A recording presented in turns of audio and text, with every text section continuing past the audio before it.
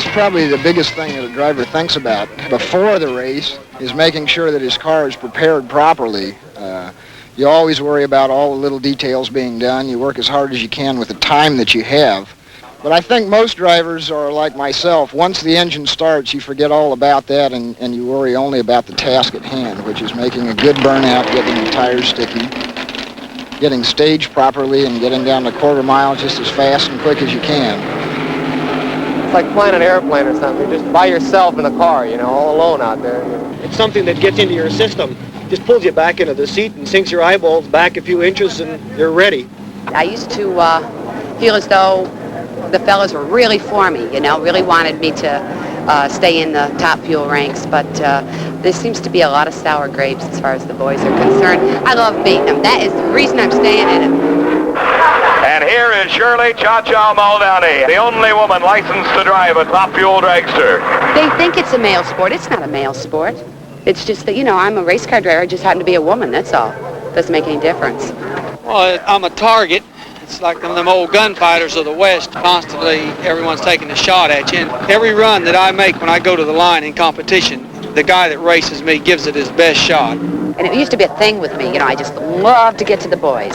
I just love the tantrums they throw, and they kick their cars and beat their cars with their helmets. And it's great. I like it.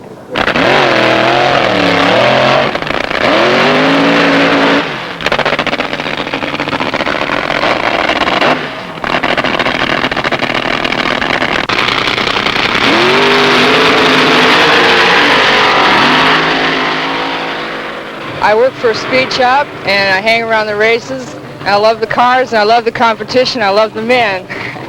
To go down the road with a rig like I have, and spare engines and parts and whatever, probably you're talking around $50,000. Some races pay as much as $35,000, a little as $1,000. That's fine. You like to win the big ones, obviously. Well, I think the top 10 pros all earn over $200,000 a year in this sport. I know I do, and I'm sure some of the rest earn as much or more. I look at drag racing as in a different aspect. It's more of a hobby to me, so I don't try and make any money off of it. If the car will pay for itself and maintain, you know, after I put everything in it to get it running, I'm happy. In 1950, before drag racing, where I come from in Florida, they didn't have a drag strip, and we drag raced on the streets. Of course, we got a lot of trouble doing that, and that's why we got our local drag strip, which was in those days just an old abandoned Air Force runway.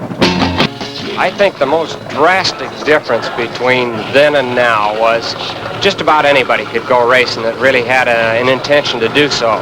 The cars themselves, $1,000 would be a tremendous amount of money to spend on a car. I myself started out with a single unblown Buick engine, went to a dual unblown engined car, then one blown and one unblown engine. The next step was 4 engines. After that, it seemed to be a little ridiculous.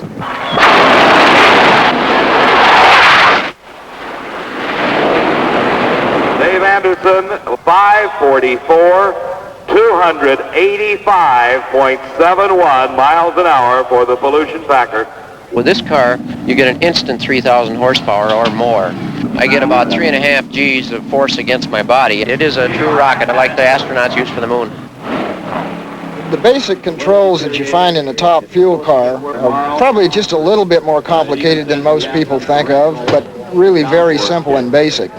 We have a hand brake, since both feet are busy, the right foot on the throttle and the left foot on the clutch.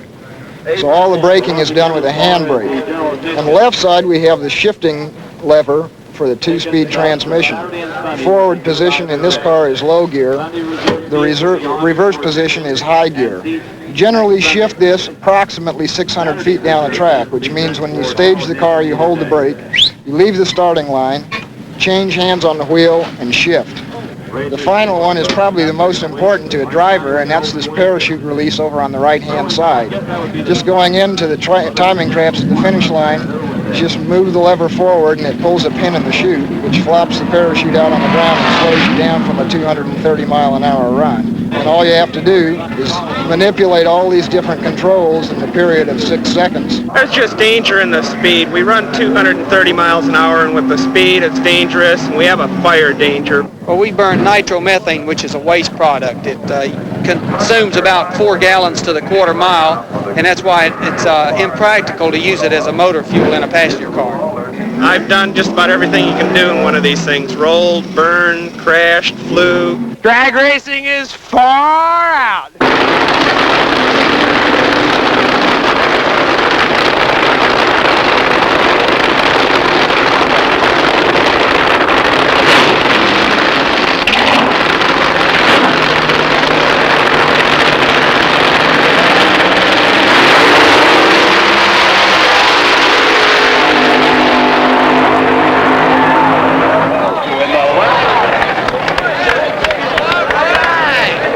I like watching the cars crash. I don't follow the names or the times or anything like that. I just like the excitement and the color and the people. It's a good, clean sport, you know. A lot of stiff competition. You can't beat it. We sit up here at the top row every year and just have a ball. Freeze to death part of the time, but have It's very colorful. I think the cars are they're very creative. Their designs and colors and names.